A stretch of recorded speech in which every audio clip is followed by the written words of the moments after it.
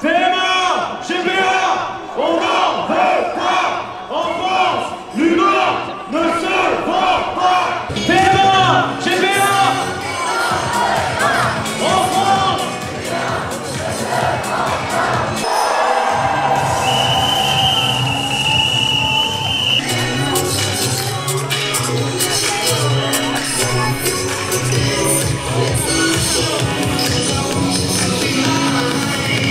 Vous avez commencé depuis hier à débattre pour la 3e fois du projet de loi bioéthique. En fait, c'est le 10e examen du projet de loi bioéthique par les parlementaires. Le 10e! Parce que ce texte divise profondément. Il fracture les Français. Pour réinscrire dans le texte ce que le Sénat avait voté. Et ils avaient raison. Il n'existe pas de droit à l'enfant. Voilà toutes les manières dont ils considèrent. La paternité, ce n'est pas une option. Et la maternité n'est pas une prestation. La maternité, ce n'est pas une option. Et la maternité n'est pas une prestation. Nous continuerons d'alerter et de dénoncer les dérives continues dans ce projet de loi bioéthique qui n'est là que pour satisfaire des désirs d'adultes au mépris des enfants. La paternité, ce n'est pas une option. Et la maternité n'est pas une prestation. La maternité, ce n'est pas une option. Et la maternité n'est pas une prestation.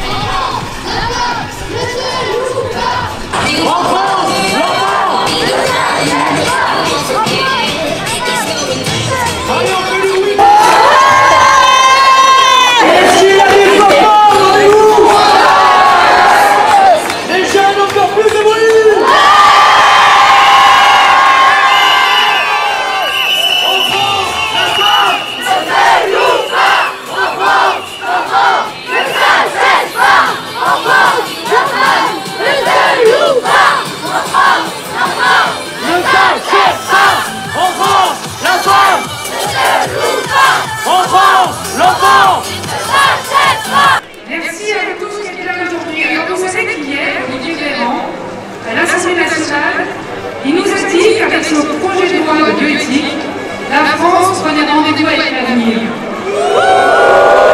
Mais quel avenir? Quel avenir? La France, l'avenir avec lequel la France prend rendez-vous, c'est celui où elle a renoncé à défendre l'humanité contre l'appétit du marché financier et l'ivresse des scientifiques. C'est celui où elle prend le train de la marchandisation de l'humain, qui n'apparaît plus que comme une ressource exploitable pour des profits sans limite. Mais surtout, elle prend rendez-vous avec un avenir judiciaire. Est-ce qu'il y a des avocats parmi vous? Votre fortune est faite. Dans 20 ans, la France a rendez-vous avec un avenir judiciaire. Parce que Jean-Louis Touraine et les compagnies du Bosque nous répètent à l'envie que ce projet de loi bioéthique, ça ne change rien, que ça n'enlève rien à personne. Mais c'est faux. Jean-Louis Touraine nous dit que les enfants s'adaptent aux familles dans lesquelles ils naissent. Mais c'est faux. Alors certes, un enfant dans ses premières années n'a pas de capacité de recul ni de critique de la manière dont il a été conçu, de la famille dans laquelle il se trouve. Mais ce bébé ne reste pas toujours un bébé, il devient un jeune. Et quand il devient un jeune inadapté par exemple aux désordres médicaux subis du fait de son mode de conception.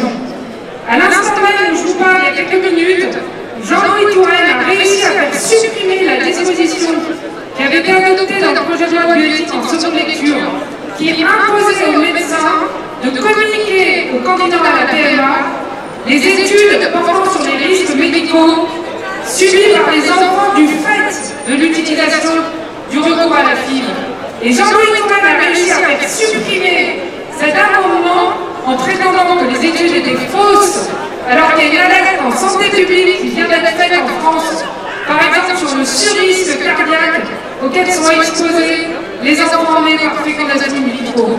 Quant aux enfants qui naissent par don de sperme, quand ils deviennent adultes, ils ont par exemple 7 fois plus de risque de développer un diabète de type 1.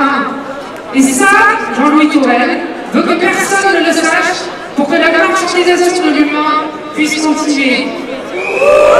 Les jeunes qui vont être de plus en plus conçus ainsi, ils vont aussi se révéler inadaptés aux troubles de l'identité, aux attaques de panique, aux cauchemars récurrents qu'ils subissent parce qu'ils ont été conçus avec un don de sperme. Et là encore, c'est une étude scientifique australienne qui nous le dit, et ce sont nullement, comme on le prétend, les arguties opposés à la PMA.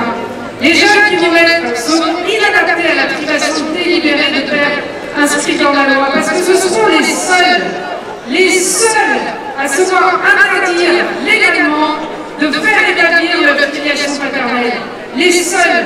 Vous tous, vous pouvez faire établir votre filiation paternelle, et eux, ils en sont privés par la loi. C'est une injustice, et dans 20 ans, elle sera dans les tribunaux. On part du principe que la levée de l'anonymat du donneur résoudra tous les problèmes des enfants issus du don. Mais c'est faux. Comment ne pas être indigné d'entendre la semaine dernière Coralie Dubost, en commission spéciale, dire de manière froide et cynique qu'elle assumait totalement de dire à un enfant issu d'une PMA et tiers donneur que ses parents seraient seulement celles qui auront engagé la PMA et jamais le donneur qui se dessaisit de son lien de filiation. Comment assumera-t-elle dans 20 ans de tenir ce langage face à un enfant qui criera sa souffrance d'avoir été privé de père, de s'être retrouvé plongé dans une situation inique et injuste? Enfin, ce projet de loi, il bouleverse, vous le savez, le droit de la filiation pour tous, en créant le projet parental et la volonté d'être parents, les parents d'adoption. Mais vous le savez, la volonté est fluctuante. Avoir une filiation fondée sur un projet et une volonté, c'est une filiation inexistante. Et l'enfant devenu adulte saura bien mettre au jour cette hypocrisie juridique. Aujourd'hui, je m'adresse à tous les jeunes qui sont là. Vous savez que les taux d'infertilité augmentent de manière très importante en France, parce qu'avec un projet de loi comme celui-là, on privilégie le recours à la technique et on refuse de s'attaquer aux causes de l'infertilité. Donc vous qui êtes là, vous serez confrontés à cette infertilité et vous serez appelés à refuser le recours à cette technique mortifère. Vous serez appelés à refuser de rentrer dans ce tout de procréation artificielle. Et ça sera un chemin difficile auquel il faut vous préparer, mais c'est le seul moyen de contrer ces lois injustes.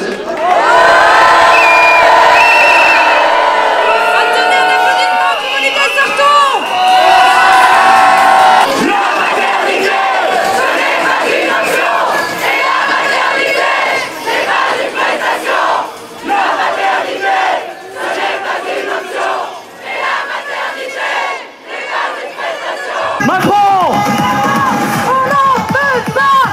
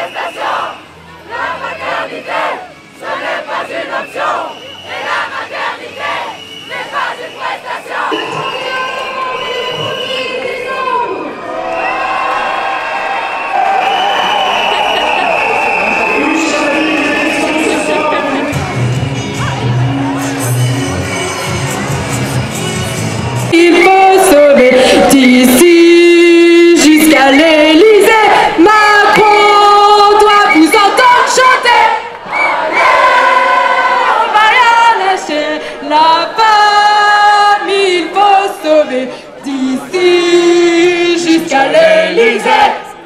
On va vous entendre chanter. Allez, on va rien lâcher.